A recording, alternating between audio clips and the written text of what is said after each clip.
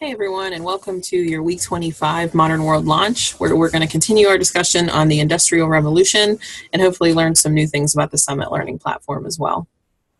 To start out with, I am headed to Hershey, so I do want to make sure that you guys are aware that I'm not in the office on the 12th to the 14th, which is Monday, Tuesday, and Wednesday of next week. I will be in Chocolate World. So I'm there for an educational technology conference, so to learn some pretty cool things to take back and try to implement with you guys.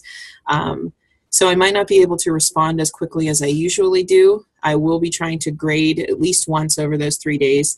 But if you have any immediate issues, make sure that you are messaging either Mrs. Walters or Mrs. Roop or somebody else in the learning platform to help you with those issues. If it's a severe issue, you can always take it to our principal, Mrs. Salyards. And then any sort of tech issue, as usual, if your computer's not working or a website's blocked, you want to email techsupport@cpdlf.org. Okay, if you're wondering where you are, what you're doing here, what's going on, make sure you're looking at your year view, and you should be as close to possible as that little blue line. So if you are on pace, we should be about a third of the way through, approaching the halfway point of the Industrial Revolution project. And we should have passed these first two Industrial Revolution focus areas, and then moving on to this next, the Industrial Revolution effects and response to the Industrial Revolution additional focus area. Remember that it's important to reach out and ask for help. I know it's a kind of difficult thing sometimes to admit that you need help, but that doesn't make you weak. It makes you smart. You need to message and let us know how we can help you, because you have a lot of people here that want to see you do well and be successful. So send them a hangout, email, call the school, set up a Zoom virtual meeting. If you're somebody that is visual and you're just not understanding the platform, or you're not picking something up that you think could be better explained in a video, let us know, and we'll have a virtual meeting and do that.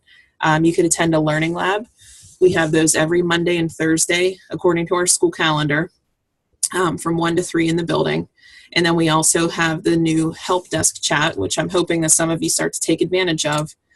That link to that will be posted in the Google Classrooms in the About page. Once you click on the help desk chat feature, you want to look into the bottom right, and it might appear like a white screen at first, but in that bottom right, there's a little green box that says ask us a question. Again, the hours are posted, and you will get connected to one of our CPDLF teachers.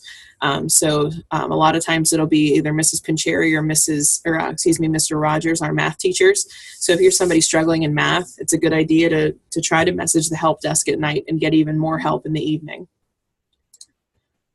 We had to postpone our Summit Learning Lab from last Wednesday to February 21st at 1 to 3 at CPDLF or via Zoom, and we are going to have fun. I don't know if we'll have as much fun as this kid. That kid seems to be really, really excited, but we will have a good time, and we encourage you all to come. Checkpoint 4 is preparing your presentation draft. So at this point, you would have come up with your research question on a product, and you're basically researching how their production process, is it a good production process or is it bad? And then you're basically going to be answering a couple questions. So you want to focus on this presentation here. Your presentation include an argumentative claim in response to the question, do you encourage your peers to consume this product? So you'd either say, yes, I encourage my peers to try this product, or no, I do not want them to. And then you want to have subclaims. You want to say your reasons for that opinion. I don't want them to because of this and this. Then you want to put what your research question was, and then make sure you have your evidence, which would be your quotes from the sources that you found. And then the most important part to me is the explanation of the evidence, how your evidence answers your research question and your claim. So you want to make sure that you're actually explaining in your own words why the evidence and the quotes that you found is supporting your claim. And then any final conclusions where you would restate your main point. Okay, so I want to explain to you with an example of explanation of evidence. So if you were to make the claim, Kanye West is the most controversial rapper in America at this moment, that's your opinion. It's not a fact. A claim is something that can be debated on either side. And then that's why the evidence is important, because you're trying to encourage other people to get that same opinion as you. So the evidence that you're going to present would be, according to the San Jose Mercury News, Kanye stopped his concert midway to express his political views. He stated that he did not vote in the November presidential election, but if he did, he would have voted for Donald Trump.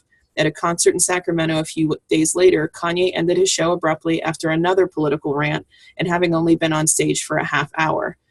You could leave that evidence, but if you don't explain it, the argument's really not being made. So you want to explain Kanye's actions in San Jose and Sacramento prove that he is controversial. While many artists in America made their political opinions known, Kanye has clearly taken it to the next level by preventing his audiences to enjoy his concerts without his rants and commentary. Thus, Kanye not only controversial, but facing wide criticism from his fans and the concert industry.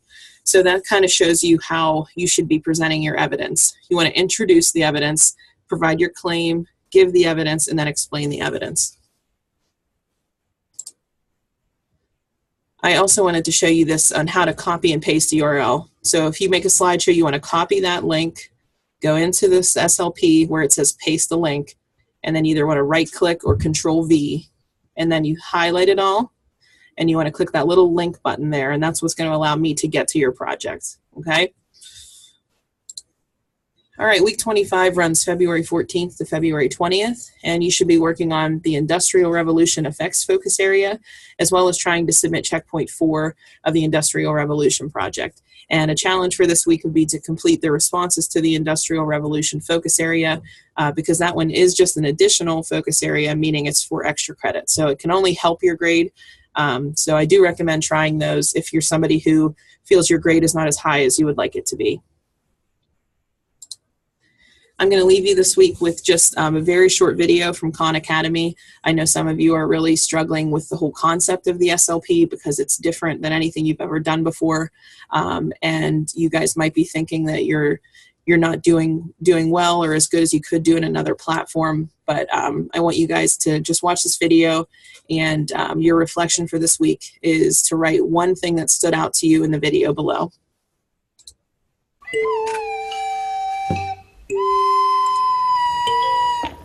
Nobody's born smart. We all start at zero.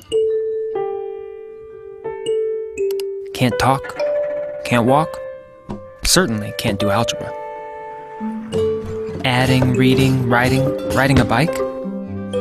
Nobody's good at anything at first. There was a time when Einstein couldn't count to 10. And Shakespeare had to learn his ABCs just like the rest of us. Thankfully, we're born to learn. Slowly, surely, you stumble, slip, crawl, fall, and fail, and fall. Frustrating, confusing, trying, struggling, until one day, you walk. One foot in front of the other, one idea on top of the next, each wrong answer making your brain a little bit stronger. Failing is just another word for growing, and you keep going. This is learning. Knowing that you'll get it, even if you haven't gotten it yet. Because the most beautiful, complex concepts in the whole universe are built on basic ideas that anyone, anywhere, can understand. Whoever you are, wherever you are, you only have to know one thing. You can learn anything.